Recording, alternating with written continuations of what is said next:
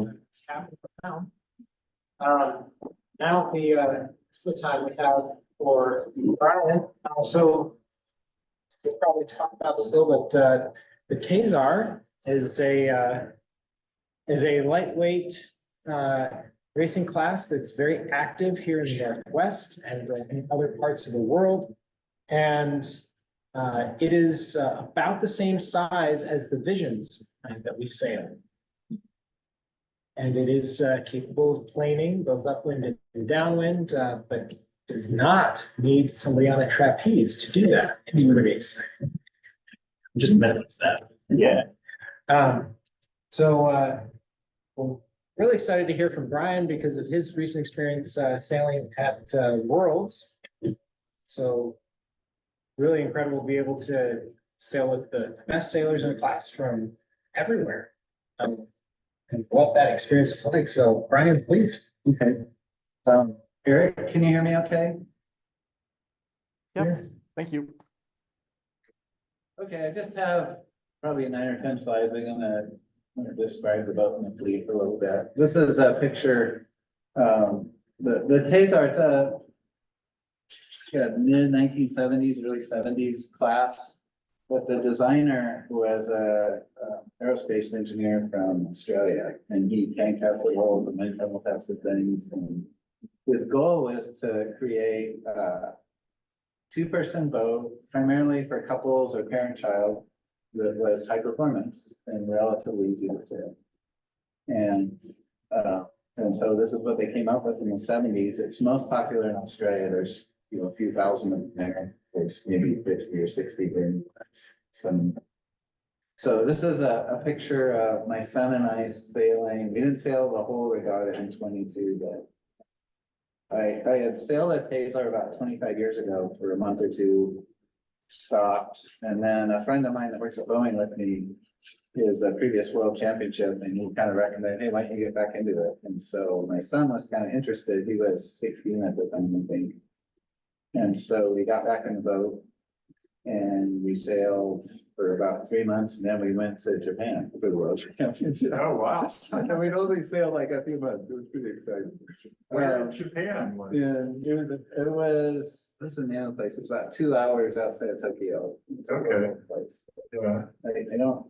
I'll remember the name. Okay. So anyway, it's an interesting boat. The kind of slogan is easy to sail, hard to master. And I'll go through a few of the details here. Let's see if I can get this to work. Okay. So essentially, it's just under 15 feet long, very lightweight. It's the min weight on the hull is 149 pounds. If it weighs less than that and you're racing regattas, you have to add ballast. I've got about, I think, 5 tons of ballast in the boat. It's a planing hull, fiberglass foam core. The hulls last for, mine's 24 years old and it's in great shape. They went to Mylar cells from Dacron about 12 years ago, I think. I'll show you some pictures. The mast actually rotates, and that's how they get a lot of power out of a small rig. It rotates to line up with the Like on a flow movie. mainstay. I'll show you that. And the shrouds adjust on either side. So it's simple. It doesn't have a spinnaker, it just has a whisker pole. But with rotating masts, adjustable shrouds, it's got I'll show you another picture in a minute. It's hiking only, hiking straps. The optimal crew weight is between 290 and 350 pounds. So that's where oftentimes it's a child or if you're a small couple, it's pretty well. Any questions on this part of it? Yeah, that's a fairly light crew then. It is, Yeah. and that's what kind of limits how many people sail on it, or oftentimes it's, there was a father in Japan with his 2 young kids, like 7 and 9 sailing. There's no limit on how many people, it's just kind of the, optimal. I mean, it was really cute, they come in them. In the World Championship. Yeah, Wow. it's a totally open. There's all levels of sailors. This is kind of a picture of the inside from, a boat that's not rigged. You can see the jib cars slide out, they don't slide forward and back. Okay. And then you can just barely see the tracks on either side for the shrouds. It actually has this curved main sheet traveler. So the skipper, it's kind of interesting. You're, steering, Traveler, and Main Chief, and you have to kind of figure out how to do all three, and you can see that the hiking straps for the crew and skipper. Generally, the crew's ahead of the thwart and skipper's aft, unless you're planing, a lot of times the skipper will move aft, and light winds, you're usually sailing way far forward, sometimes the skipper will move forward and just sit on that cleat, basically, or whatever. It's, pretty refined for its age. So, let's see. Okay, so, in January, the Tasar fleet in Australia held their 2024 World Championships. It's like the 40-something World Championships they have in a couple of years. And, or no, 20-something, I'm sorry. There were 105 boats from, I think, 5 different countries. This is a shot of about a third of the boats on the starting line. The starting line was 500 to 700 meters. And so they had a committee boat in the middle and then pin boats on either end. Okay. And what they did is, and the committee is a professional international racing. These guys were so good. They would move the boats on the end up until the 4-minute gun, at a 5-minute start, and up until 4 minutes, they would tweak the line to make sure it was square. Because otherwise, if it wasn't square at 700 meters long, you know, the boat on the favored end is going to be half a mile ahead of the boat. So they really did a good job of keeping the line square. And it was just boats everywhere on the starting line, even with a long, you know, a really long. And this is something that I'm not great at starting, so I'll show you some of my results later. But boy, it's fun being with all these boats. And I would say out of the 105, the top 40, 45 were really good. There were probably 10 previous world champions and Olympians, and, you know, and then the middle are good sailors, and then maybe the bottom 15 or 20 or more, just recreation. There's probably 80 really good sailors out there, which, you know, it's interesting. This was just rigging every morning. We had the yard, there were 100 boats in the yard, boats everywhere, you know, and you kind of have the time trying to launch 100 boats from this marina every morning. It's pretty chaotic. And I actually sailed with Australian groups. This is the first time I'd actually sailed with this woman. I knew her from the regatas. So she was a good sailor, but that introduced some really good things and a few challenges that I'll go in some of the later slides. But anyway, every morning, and what was interesting is the first gun wasn't until 2 p.m. because the thermals didn't kick in until the afternoon. The wind was really unstable in the morning, and 1 o'clock or so it started kicking up. So it was nice because we have fairly easy mornings. You take your time, make sure the boat was set up. So this was in Jan? Yeah. So it's the summer. The summer, Okay, that makes sense. yeah. The sea breeze would kick in. Yeah. So Swimming. there were two ramps. So, That's a lot. yeah, so we sailed 10, well, one of them was really about, it's kind of a beach. We sailed 10 races over about 5 miles each over 4 days. The goal was 12 races, but we had a day where we didn't sail. It was too windy. The race committee was so good. It was like marginally over the limit is typically sustained winds over 25. Okay. And it was right there. The waves were big. And the race committee, every morning they had these meetings. They say, look, this is about everybody sailing and not just the top 20. So they really tailored it. So I have 4 or 5 pictures here. I don't have a super long presentation. We can have questions. This is kind of a typical mark rounding. In the circle, that's my crew in the red hat. We're 2687 is the sail number. Generally, every mark rounding, unless you were like the best boat and 20 yards ahead, there's just boats everywhere, and somehow most of the roundings, people didn't hit each other.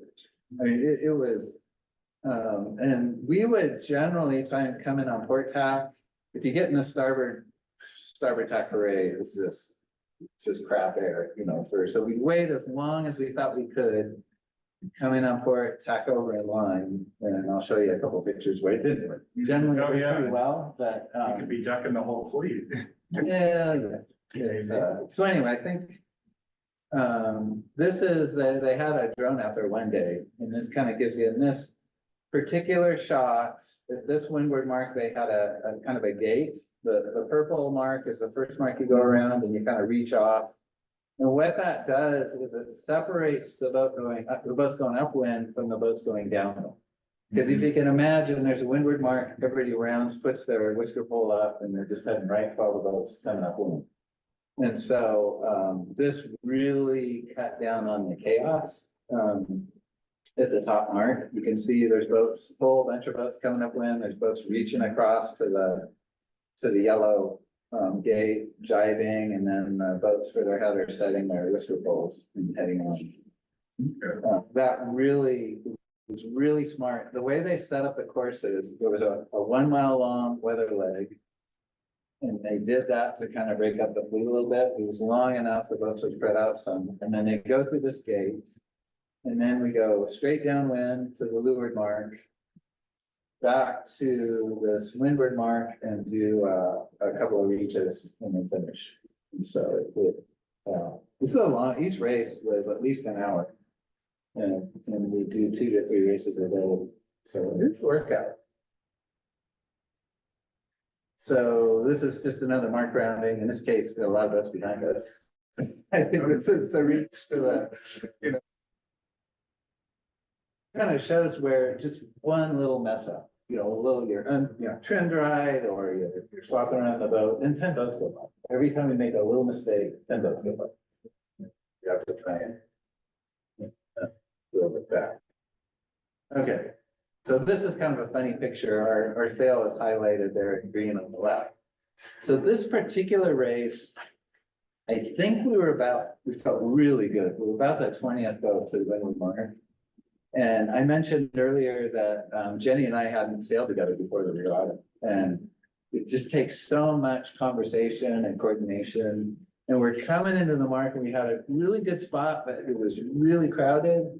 And she said, okay, you got it, tack. And I started to tack the boat and I looked and the mark was right there. There's no way we could make it. So we have this train of starboard boats coming to back and we were kind of out of way. And so we ended up hitting the mark, coming around, we hit another boat. We had to do a 720. By the time we recovered, I think we figured out we're about 95th. The fleet was so tight. We went from like 20th to 95th in one mark round. And so this is us, it's okay, now what do we do? We have 100 boats in front of us, what do we do?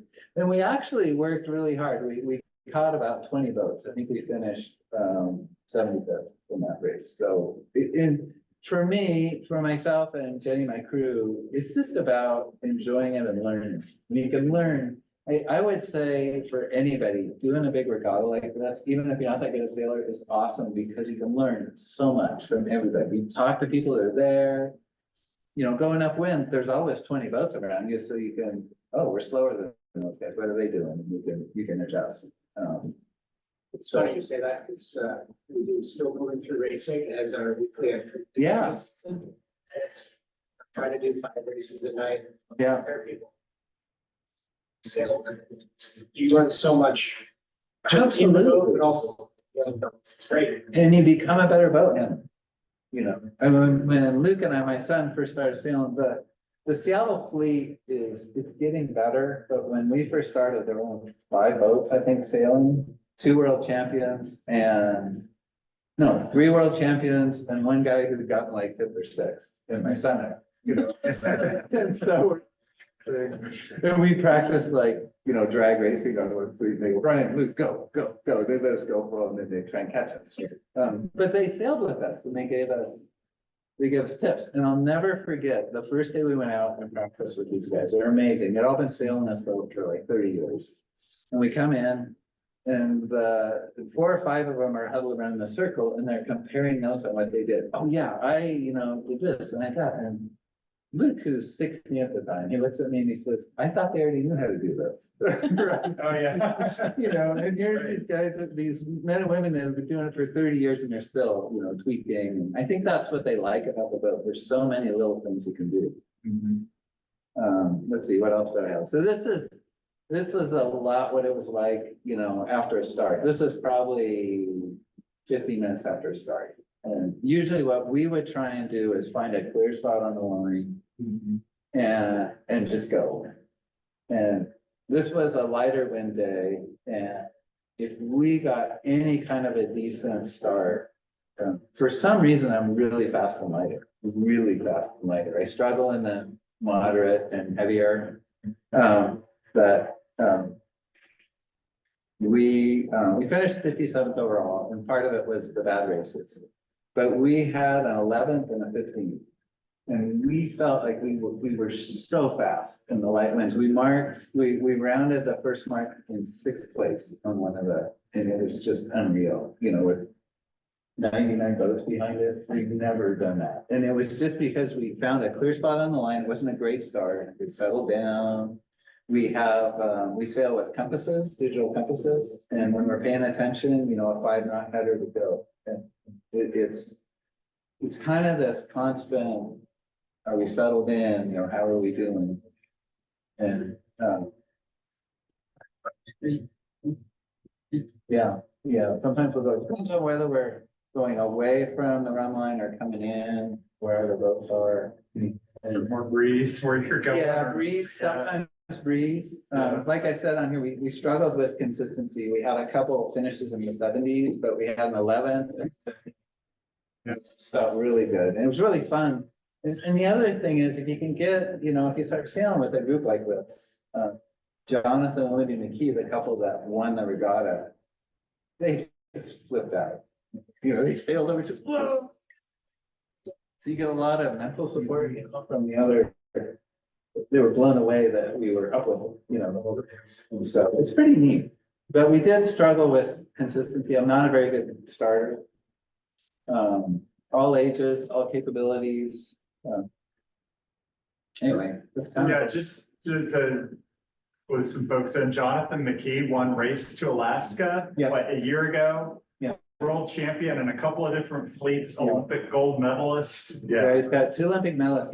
He and Libby, his wife, is an amazing sailor. She's a collegiate All-American.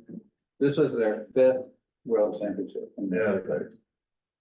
Really, Taser fleets camp where you sail at your. We sail out of Shoshone mostly, and then in the summer we'll do 2 or 3 different bush regattas at lakes or whatever, and those are really fun. Those are a great thing, you know, to go to if you want something less formal, I guess. Learn your voice out when it might be different, the aqua, but There's some out there on the dry dock, yeah. Yeah, there's probably 5 or 6. I keep mine at the house and I just dump it in at the ramp, you know, they're easy to trailer because there's you know, way of it. And what's great is the age group is probably, well, there are a few kids in there, they're 13, 14.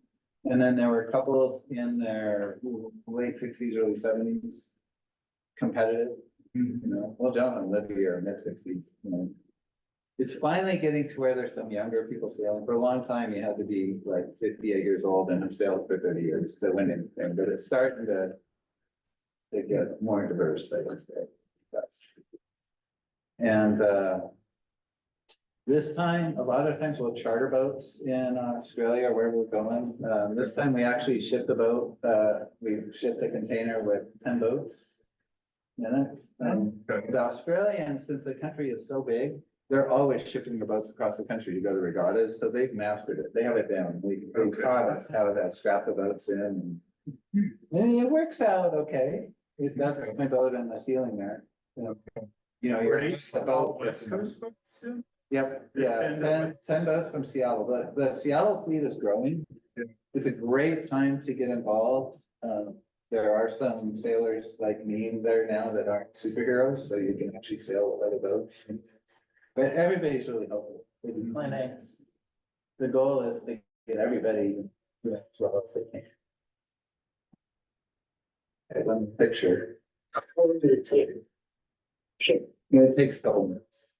Oh, a couple months. Yeah, So you're not yeah. practicing while you're. Right, I borrowed a friend's boat who wasn't going.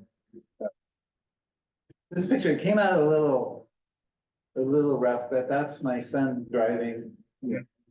We swapped, right? So he drives, I crew for. And that was in the gorge and he was just flying. Oh, You know, wow. only about half of those in the water. And he was, they plane really easy on a reach and run, upwind. It's really tricky. I probably only got it going upwind once or twice. You have to move the tracks out on the jib a little bit and it's real finesse to get it planing. You know? Okay. And like when I was talking about sailing upwind in light air with, I've finally gotten really fast. Jib adjustments are maybe 3/8 of an inch, you know, and Sheet same or on the- on the sheet, you know, just. And then on the main, I usually, it's, you know, maybe an inch or two of sheet adjustment in the light stuff, it's usually pretty high on the traveler and. But it's just to get it in a groove and little teeny adjustments make a huge difference. And I think that's where some people struggle with it. Yeah. But it's pretty fun. Sail, even the sheet is sail. Yeah, it's mostly in the light stuff a little bit. I have a telltale on the leech for the jib, make sure it's not stalling. And you can kind of feel if you're fast or not. You can feel if it's starting to slow down, and so we back off on the jib, a quarter, 3/8 of an inch, and maybe an inch on the main, get it picked up. We do a lot of light air sailing out. Yeah, yeah. Challenge. Yeah, it's amazing how much just a little, you know, a little adjustment. The secrets of light air sailing, we're all ears. Yeah, it's, you know, with this boat anyway, it's really sensitive and probably most boats are. It's kind of figuring out where the groove is. It's stunning how tight I sail with the main and jib in really light air once I get it going. It's light air, you usually kind of need a flatter sail. Otherwise, Oh, yeah. it will separate from and. So you need a flatter sail, it's like. Yep. Yeah, it's sort of typical of any boat, right? Yeah, Really light air, it's, flat sails and.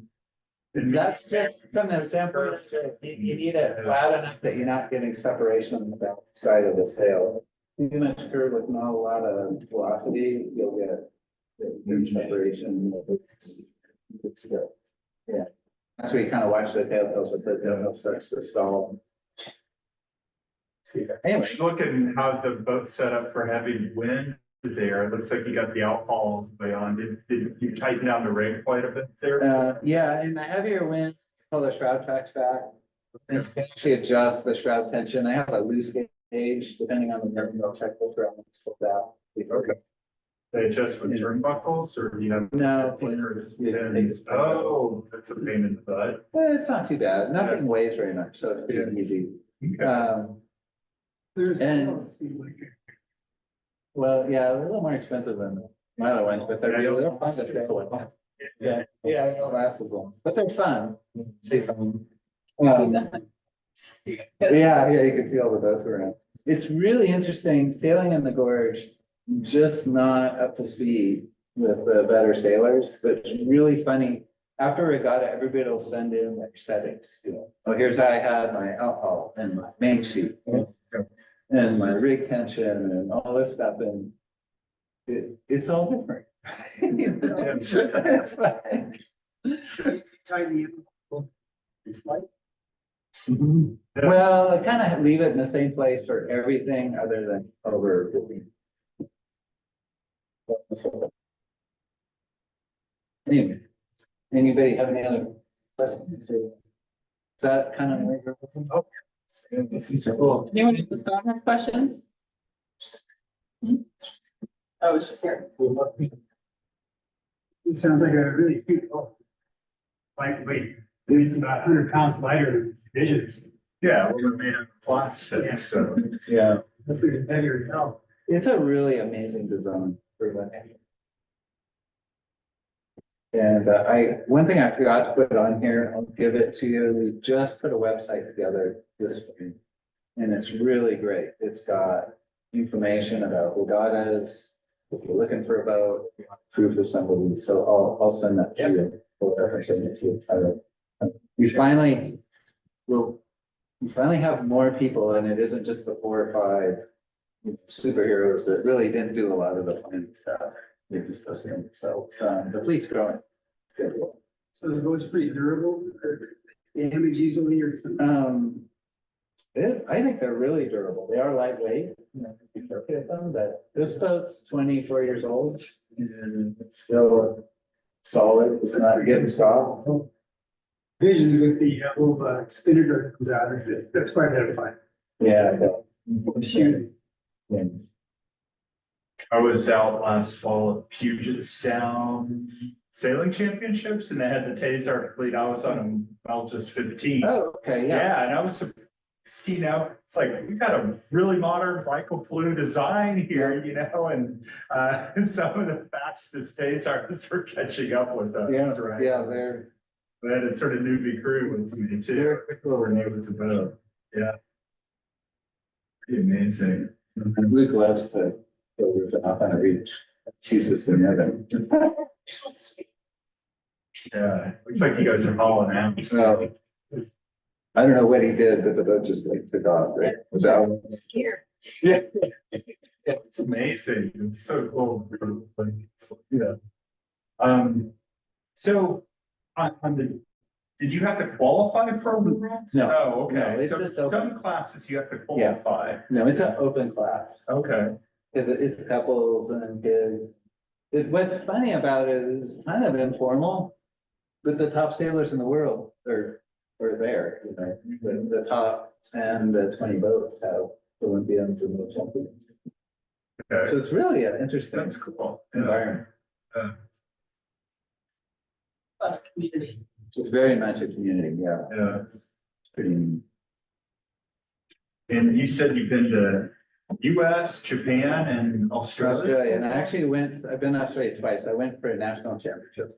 Okay, I sailed with somebody's daughter. okay. It's pretty neat.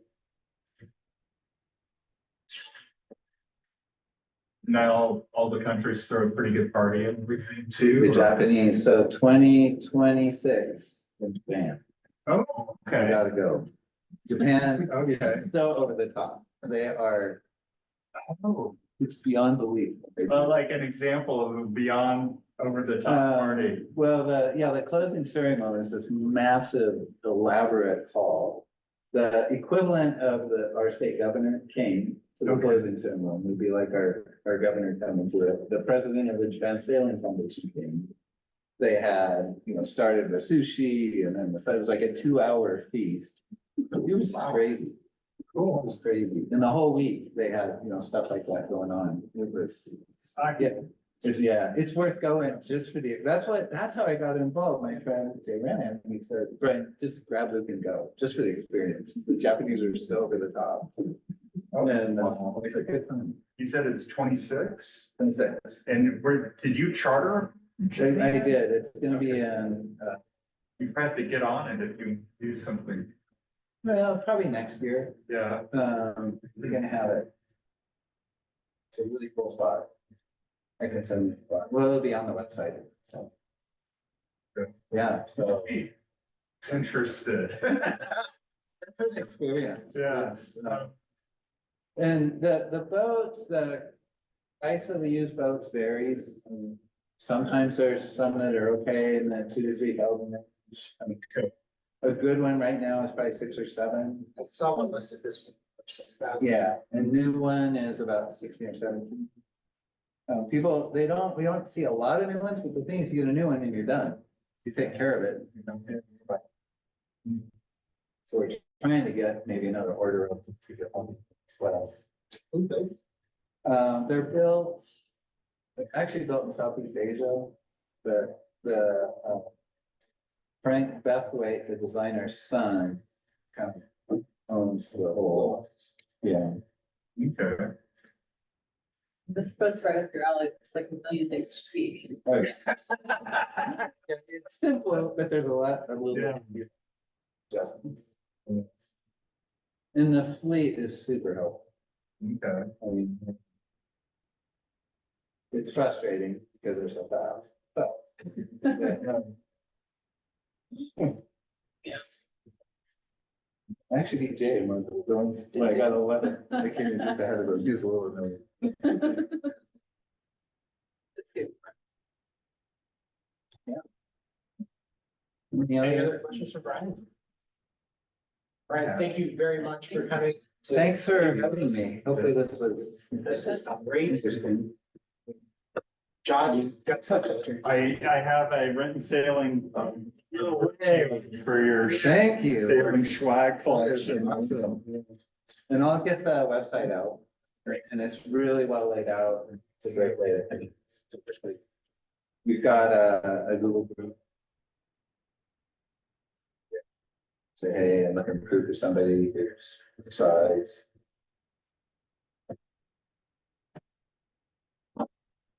Thank you, Brian.